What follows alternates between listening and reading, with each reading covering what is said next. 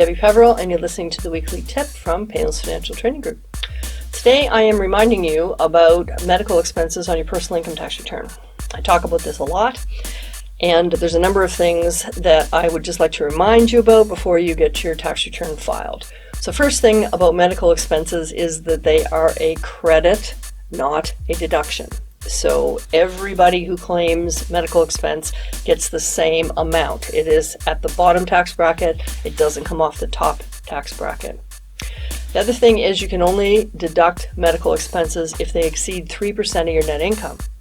So that means that the lowest income earner in the family should claim all the medical expenses for the entire family, because if somebody makes $30,000 a year, 3% of that, it's only $900. If somebody makes $100,000 a year, 3% of that is $3,000.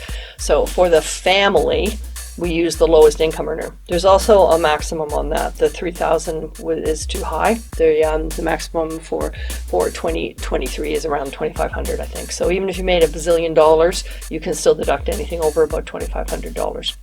Other thing people forget about is medical travel. Do you have to go more than 40 kilometers one way to get treatment? If so, you can deduct a charge for the kilometers. If you have to go more than 80 kilometers to get treatment, then you can deduct things like meals, accommodation, still the kilometers, parking, all of that sort of thing. Also, premiums.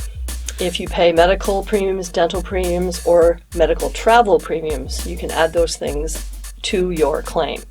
So these things you should take into account when you're figuring out if you can make a claim for your medical expenses. I hear people say, oh, I don't think I've got enough, but sometimes it's because they haven't considered the travel or the premiums. So keep all this in mind.